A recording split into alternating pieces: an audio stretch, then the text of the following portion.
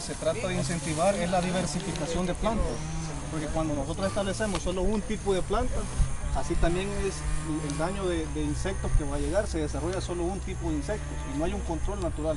Para que haya un control natural tiene que haber una diversificación de plantas, ¿verdad? Entonces eso es lo que se hace, ¿verdad? Al principio teníamos plátano, yuca, papaya, maracuyá, allá al final hay pepino, a la parte del pepino hay unas parcelitas de tomate. Aquí hay otro tomate que está en desarrollo, algunas de burkili y una nueva que va de yuca al final, ¿verdad? Entonces, aquí nosotros utilizamos, como decía algún compañero, no herbicidas, ni siquiera aprobamos los herbicidas orgánicos porque siempre tienden a dañar la microbiología del suelo. Nosotros lo hacemos de forma natural y también con el uso de otras plantas que son con comportamiento un poco agresivo. Esta planta que se ve que está recién cortada, ¿verdad? Se había establecido con ese objetivo acá, ¿verdad? La planta cuando se desarrolla tiende a crecer demasiado y un follaje bien denso que no permite el crecimiento de otras plantas, ¿verdad? Entonces, si ustedes observan, hasta el momento no había otro tipo de planta más que solo ella. Esa es una forma de controlar también en los cultivos. Esto se puede sembrar en asocio con los cultivos, en las calles, y no hay necesidad de estar limpiando a cada rato. Y una de las grandes ventajas de que esta planta es de la familia de las leguminosas. Las leguminosas, todos los frijoles, tienden a desarrollar unos nódulos, unas chibolitas en sus raíces, donde alojan una bacteria, bacterias nitrificantes, que recolectan el nitrógeno atmosférico y lo fijan al suelo, ¿verdad? Y ese nitrógeno fijado al suelo es utilizado para los cultivos, ¿verdad? Entonces esa es una de las grandes bondades de este tipo de plantas. Otra de las cosas es que tratamos de mantener el suelo con cobertura para evitar la erosión, ¿verdad? La erosión es un problema serio en nuestro país porque nuestro país tiene muchos terrenos en laderas, ¿verdad? Y al agricultor le gusta ver el terreno desprotegido, completamente desnudo, y la erosión hace destrozos.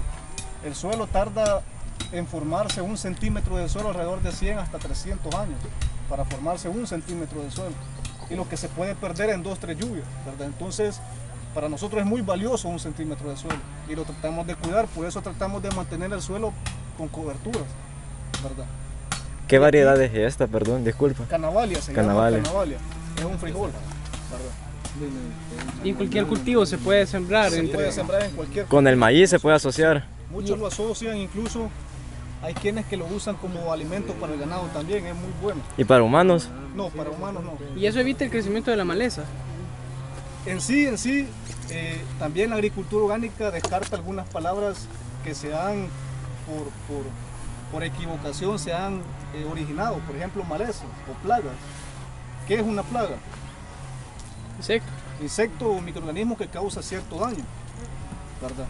En realidad el insecto no tiene ese objetivo de causarnos daño, él tiene que sobrevivir y alimentarse de alguna u otra forma. Si nos ponemos a ver la plaga a nivel mundial, la número 1, en realidad somos nosotros, ¿verdad? Porque nosotros sí arrasamos con todo, ¿verdad? Las plantas, igual las malezas. Maleza significa mala hierba. En realidad no existen las malezas. Toda planta nunca fue creada por Dios con ese objetivo de ser mala, ¿verdad? Por lo menos en esta área, esto es considerada como maleza. Pero si vamos al área de animales, esto es un alimento para el ganado. Entonces, ¿es maleza o no es maleza? Para acá es maleza, allá es alimento. Entonces, hay que sacarnos de la cabeza ese tipo de conceptos que se nos ha introducido, ¿verdad? Pero en realidad todas las plantas, nosotros tratamos de mantener el suelo con cobertura. ¿Por qué? Porque las plantas nos proporcionan de oxígeno, son fundamentales, ¿verdad? Todas esas cosas nosotros, o muchos no las ven, pero son básicas, ¿verdad? Entonces, aquí nosotros usamos también algunos hongos que de forma natural existen, pero que se han ido perdiendo por el uso de venenos. Entonces hay laboratorios que se han encargado de hacer investigaciones y reproducirlos en laboratorios y ya los venden, ¿verdad? Algunos hongos como el trichoderma, el Beauveria bassiana, el Metarrhizum, Beauveria brunierti. ¿Y en dónde encontramos de esos para comprar? Procafé vende muchos. Yo le compro a Procafé, que es una institución de gobierno y es la que lo tiene a bajo costo. Porque hay empresas, y eso sucede también en la agricultura orgánica, que ya hay muchos que quieren hacerse del billete con la agricultura orgánica y vender productos orgánicos. ¿verdad? Hay una empresa que vende a más de $60 el kilo de cierto hongo y Procafé lo tiene como a 10 el kilo. Entonces es bien ilógico, ¿va? Entonces eso es lo que debería hacer el gobierno, crear más laboratorios y poder facilitar este tipo de insumos o sustitutos para los venenos que ahorita se están prohibiendo, porque son muy eficientes. Hay un productor que tenía piñas, alrededor de 40 manzanas de piña, y tenía un problema serio de una enfermedad que se llama mal del tayuelo, que son hongos, es un grupo complejo de hongos que daña el tallo de las plantas, la estrangula y hasta que las mata, ¿verdad? Entonces él usaba venenos en cantidades exageradas y no controlaba el problema. Empezó a usar este hongo que de forma natural se alimenta de estos otros hongos, que es el trichoderma. Y así fue como llegó a minimizar las pérdidas, quizás hasta al 1%, quizás, ¿verdad? Entonces, el metarrhizum es otro hongo que lo utilizo yo para el control de gallina ciega, que es una oruga que se encuentra en el suelo y se come las raíces de las plantas, ¿verdad? Y muchos lo usan también en cañales, que hay una mosca llamada mosca pinta que crea cierto daño, ¿verdad?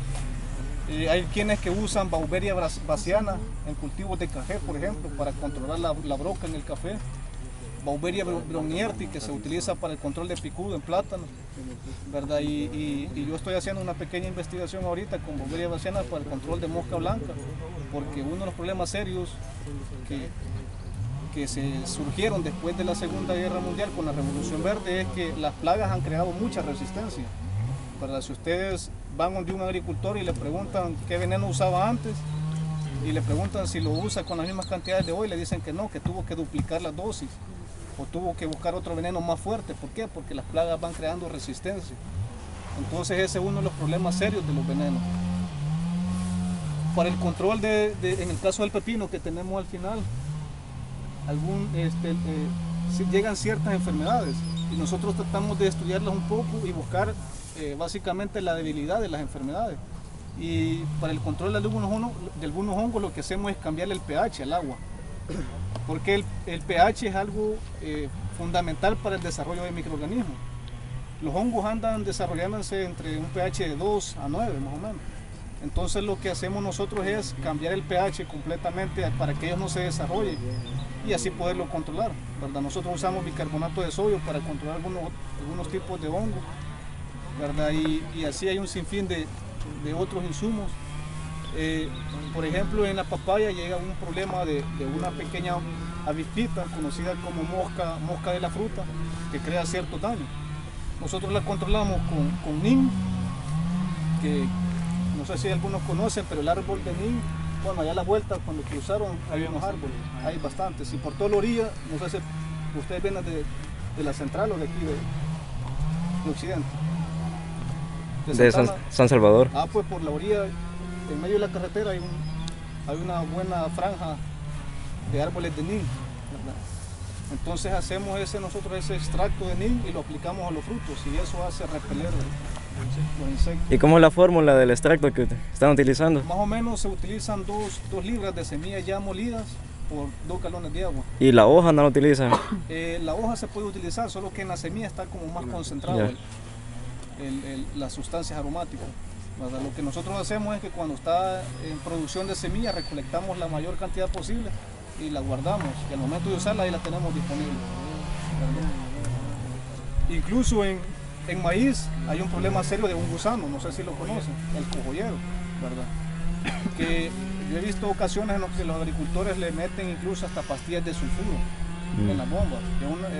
Las pastillas de sulfuro se utilizan para granos almacenados que tienen un olor bastante fuerte, insoportable.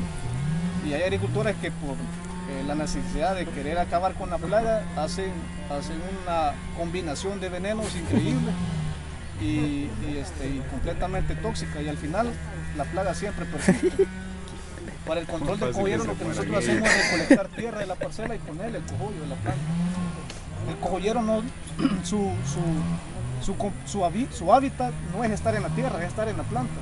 Cuando él siente que está en la tierra, se siente en un lugar inadecuado y tiene que irse. Entonces es una forma natural de controlarlo, y el costo de la tierra pues es mínimo, solo es la mano de obra de mandar a alguien a colocar la tierra al cogollo, unos granitos, lo que se agarra con los 3, 4 dedos, unas 2 a 3 veces durante el ciclo del cultivo y esa es una forma natural de controlarlo, ¿verdad? Entonces, en la agricultura orgánica lo que se respeta es la vida, ¿verdad? Todos tenemos derecho a vivir, hasta los microorganismos más insignificantes, los hongos, las bacterias, ¿verdad? El problema es que nos creemos dueños de todo y hay algo bien interesante cuando el presidente de Estados Unidos, allá por 1855, le mandó una carta al jefe Sidley de los indígenas, pidiéndole comprar las tierras, ¿verdad? El jefe Sidley, el jefe de esa tribu, él no hallaba con qué palabra responderles, pues simplemente en el lenguaje de ellos no existía comprar y vender, porque ellos no se consideran dueños de nada, ¿verdad? Él lo que le dijo que no le podía vender las tierras porque no eran de él, ¿verdad? Es todo lo contrario, nosotros somos de la tierra. Cuando morimos, ¿en qué nos convertimos? ¿Verdad? En tierra. Entonces nosotros tenemos una cultura bien ilógica de querernos apoderar de todo y eso es a lo que nos ha llevado a los problemas serios de hoy en día. Muchas guerras son por eso, por apoderarse de otras cosas como petróleo, oro, en fin, tantas cosas, ¿verdad? Entonces, también la agricultura orgánica tiene algo bien interesante, que antes de querer cambiar de agricultura química a orgánica, antes de pasar a ese proceso, primero tiene que haber una transformación social. No solo es transformar un insumo por otro, no solo es cambiar el veneno por uno orgánico, no se trata solo de eso, sino que transformar socialmente nuestra conciencia, nuestra cultura, ¿verdad? Hay quienes que pueden decir yo como orgánico, pero también a la par tiene una botella de gaseosa, ¿verdad? Una Coca-Cola o un fresco químico que si ustedes leen en sus etiquetas, sus componentes nutricionales, todo es ingredientes artificiales, colorantes artificiales, sabores artificiales. Nada es natural, nada es nutricional. Por eso el problema serio de la salud de hoy en día, ¿verdad? Así tanta comida chatarra, las sopas Maruchan, por ejemplo, cualquiera puede pensar que no es dañino y lo peor es cuando le echan el agua caliente sobre el mismo vaso que despide ciertas sustancias tóxicas, ¿verdad? Entonces hay tantas cosas que hay que cambiar socialmente también, ¿verdad? Entonces la agricultura orgánica, como les decía, no solamente se trata de cambiar insumos, sino que va más allá, ¿verdad? Más allá de querer hacer dinero, sino que más bien respetar la vida. No sé si hay preguntas.